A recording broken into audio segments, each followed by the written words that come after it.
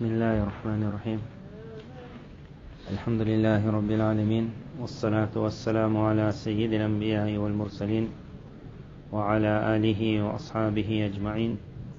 اللهم صل على سيدنا محمد وعلى آل سيدنا محمد كما صليت على إبراهيم وعلى آل إبراهيم إنك حميد مجيد.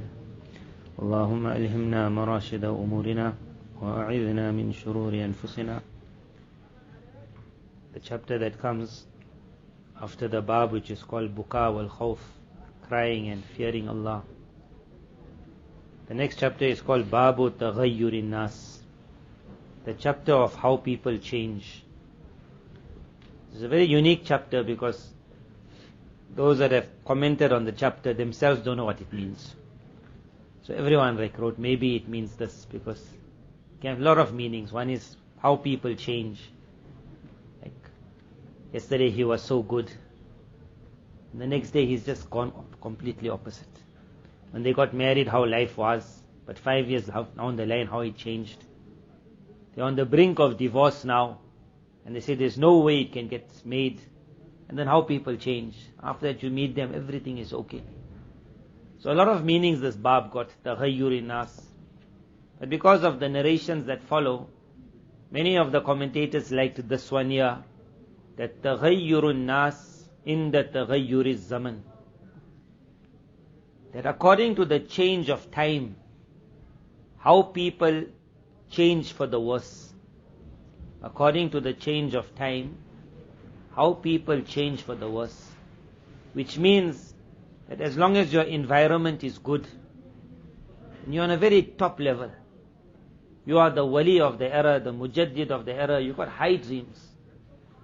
But you just went into a new era. You went back home. Your whole environment changed.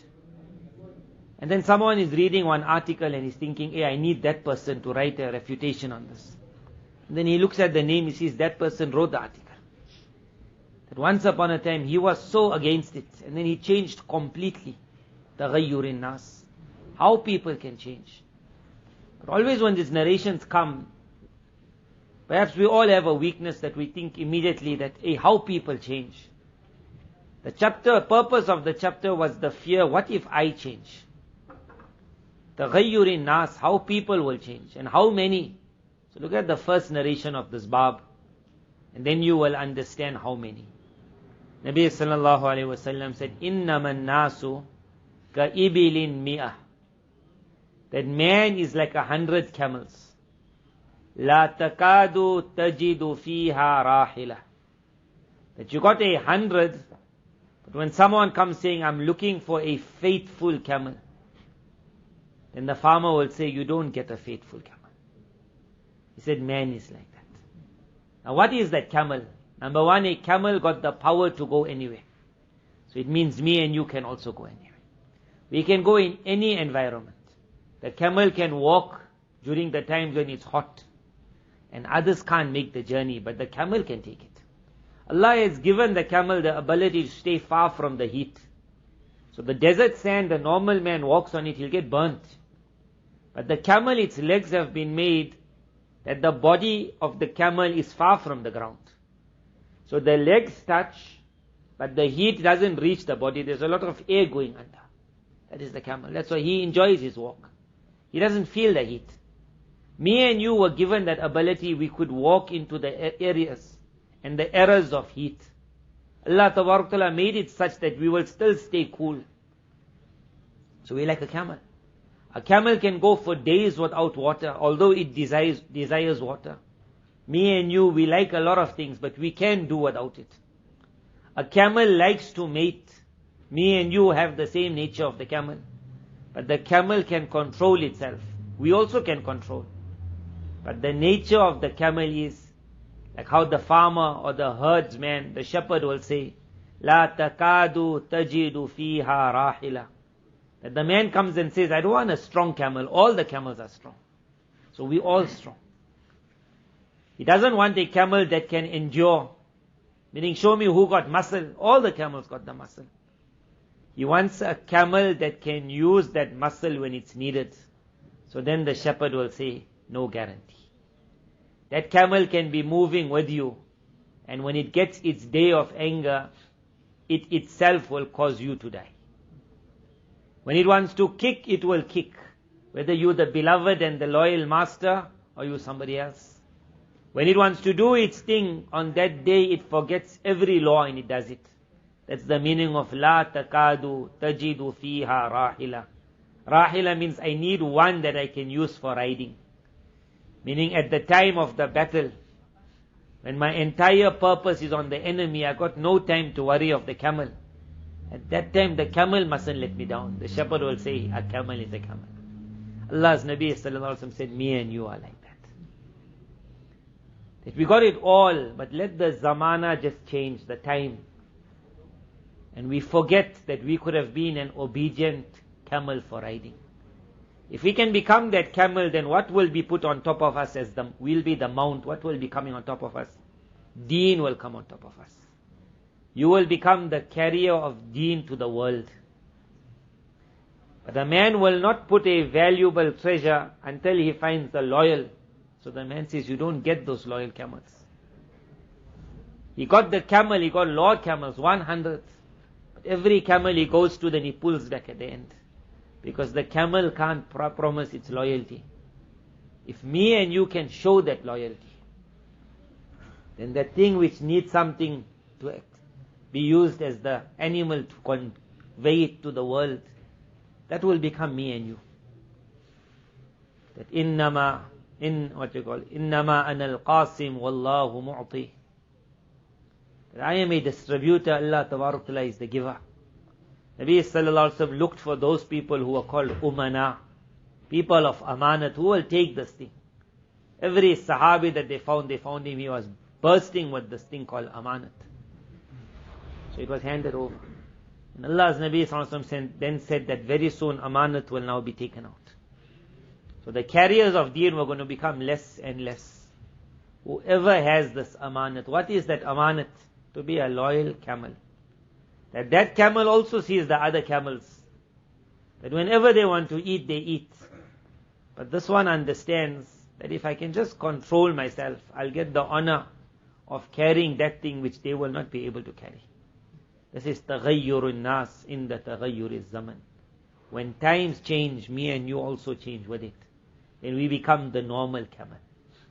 We will carry on riding and moving, but nothing will be put on top of us. And why we came to the madrasa is we came to carry. We all came to carry. We said, I am thirsty, but the world is thirsty. To be able to take deen far and wide, to be able to pull out people from difficulty, to take water to the person who needs water. That's the main reason why we all came. Everyone got a good intention. It's not like in the past where someone said, I'll become an alim, I'll become the judge of the country. Here there's nothing like that. The intention was always good. But the camel has to show his loyalty. That the shepherd has to say, you want one, there's one. May Allah tabarak ta'ala make us all of that one. Nabi sallallahu alayhi wa sallam then said that the normal, and that's the next narration, the normal will be, he said, لَتَتَّبِعُنَّ سُنَنَ مَنْ قَبْلَكُمْ. That you will most definitely follow the method that was created by the people before you. Shibran bi shibrin, zira'an bi zira'. Some you will follow them like what is called hand to hand. You put two hands together, you say same. You put two arms together, you find one not is longer than the other. He said you will follow them exact. Hatta lo dakhalu juhra dabbin. Even if you find them going into the hole of a lizard. A lizard is like a small hole. The hole of the lizard. And it's perhaps the filthiest of all holes. So that stench will be coming from it. But because we created a nature wherever they go, I become blind, I lose my sense of smell, I lose my understanding, and I just also go. He said, even if they enter into the hole of the lizard, you just go with them. Sahaba radiallahu anhu asked, who are you speaking about? Whose way we will follow? Who's this? They asked, Al-Yahudu and Nasara, Jews and Christians. Nabi sallallahu alaihi wasallam, how he answered, he said, Faman, meaning who else you think I'm talking about? Now, me and you think of the world around us. There are a lot of Hindus in the world. And perhaps to a great extent, Indians, they were affected by Hindus because they grew up. But Hindu culture didn't hit the world. Hindu culture. Yahud were always one small group. They kept in their small, what was called ghettos. No one ever thought, because the Yahud had a principle, we don't even speak to others. We are like a close-knit group. We don't trust anyone. Person comes to knock, what you want? You stay on your path. We are a selected nation. Where were they going to show themselves and become someone to be followed? How the world changed so fast. That the whole world is following a Christian who's following a Jewish method. So al-Yahud wa Nasara. When you will go see who takes part in those movies, it will normally be a Christian. But who's producing the thing, you will see the money of the thing is the Yahud. So you follow two people. You follow the Yahud and you follow the Nasara. Said Furman, who else? So when they showed that part of this, through television, through books, through newspapers, then everyone started walking. That was called the 100 camels. That the path is set already. Now you want to become one unique camel, what you have to do is, wherever you see any shaiba, a smell, a taste, a stain of anything which says it got a little Yahudiyat in it, immediately a feeling of nafrat must come for it. You'll understand nafrat. Hazrat Shaykhul Hind, Moulana Mahmud al-Hasan rahimullah, after he was chained in Malta, so he spent a couple of years, according to some, they also tortured him. So he came out, and then for a while he was free. After that he passed away shortly after. But the purpose of going to that day, and while he was in there, they heard about the whole Khilafat falling. And it was like tears of blood for many people. And in the Malta prison, they saw other faithful soldiers coming, and he saw how they were tortured. It was a very difficult time in history. And to a great extent, there were certain people who could have been blamed as the sellouts. Some of them were sincere, but they sold out, thinking that they're doing a better thing, that bring down the Ottoman Empire will create something better. Nothing was going to come better. And then there was another group also. So perhaps amongst that group, that the scarf that normally we see nowadays, the red and the white scarf. So at that time, some of those people were wearing it. And because Shaykhul Hind was arrested in Hijaz, so he linked the two up. And those that got this kind of scarf, he just had a nafrat for that person. Nafrat. So now there was nothing wrong with the scarf now. Anyone could be wearing the scarf. But when he just came out and he saw someone, he just turned his face on. He wasn't bothered about who you are, are you a good man? Just that scarf. That is called nafrat. We don't have to have about the scarf. It is called this. The issue I'm speaking about is this nafrat. That even if something now, if the fatwa is asked, that is it Yahudiyat now? So the answer will be no, no, no. But there is that stain of Yahudiyat. Immediately the person says, I don't want it. It's like certain foods. Once upon a time I had an allergic reaction to it. Now when they put it in front, there's nothing wrong with the food. I say, I don't want it. A person who can get a fervor like this, it is called open nafrat for Yahudiyat. Nasraniyat in our time today is called Yahudiyat. Because the Nasara left everything of this. The only thing they're following is Yahudiyat. The only thing. Whatever the Yahud wanted, not the path of the Yahud. Whatever the Yahud wanted them to do. So it's called the tariqah of the Yahud pushed onto the Nasara. Otherwise the Yahud that you have, they got a unique path. If you see them, I don't think anyone will want to follow them. One place we went to in that ghetto, whatever, that was quite close to one place where some Muslims, few Muslims were living. Those were like that real Yahud, you call them. They wear that proper Yahudi clothing and they follow proper law. So in there that story came out that according to the real Yahudi law, the Yahudi woman can't walk out of the house without a scarf. She can't walk. So, I have never seen a Yahudi woman wearing scarf. But real law, she can't. So how they got away from this law, all of them cut. All of them are bald. All of them. So what are they wearing? They all got wigs. So when you wear wigs now, that's not your hair. So you can go out with your hair uncovered, no way. If you got no hair, no problem. So the only place you'll pick it up is now when they go for their baths. So they got a law also, when you have your menses, then that bath, you can't have it in your house shower. So for that bath, they got a separate place like that. The woman will go there. So the main thing they have to have is the hooks for the wigs. Because all the aunties, they enter there and they become blessed. If you tell the people you want to follow Yahudi and cut your hair, all the women, boys will cut their hair, where the woman will cut. Asal. So that part they're not going to show to the world. They got a very difficult part, very difficult laws. The meat and the milk mustn't mix. And to a great extent in these places, they do that also. Those that are following the law. That part no one in the world is following. But what they wanted the people to follow, they put the Christian to do it, and they put the world to do it. That you look at the Christian, but the Christian is not that Christian. Otherwise there was a time when in the Christian world a woman would never ever meet a man out of marriage. There was no word called before marriage relationship. There was a time in the Christian world that in a play, they had plays, but in a play a girl will never take part in a play. It was not allowed for a girl to take part. It was against the law of the church. They would kill that girl. How things changed so fast. Whatever they wanted the Christian to do, they did it. That person who wants to be the unique camel, then create this fervor within. May Allah give it to all of us. It's called nafrat for Yahudiyat. That when I see everyone going to the hole of the lizard, I am that camel that I just want to walk the other way.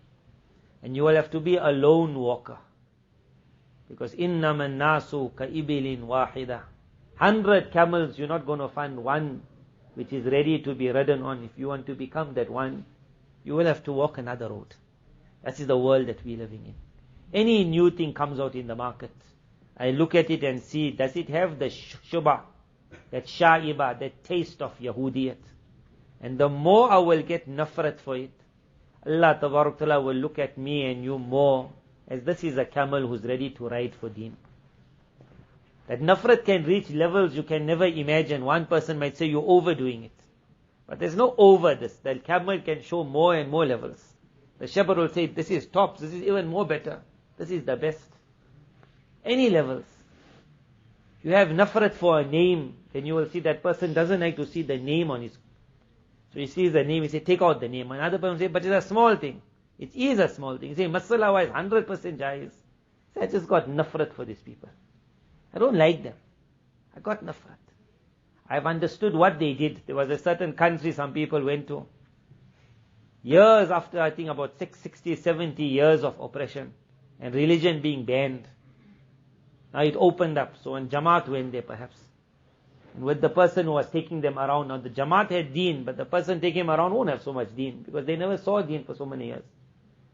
So it was hot. The Jamaat wanted to buy an ice cream or something. So they took him. So in choosing the ice cream, they must have picked up one. And because that name was something which was manufactured in that country, the person just looked at it and he said, I'll never put that in my mouth. That's called that nafrat. That I know what zulam they did on me, you want me to eat the ice cream. So the man told him, but is it halal or haram? Look at the ingredient. He's not bothered. He said, look at the name. I will never touch this. That is called that nafrat.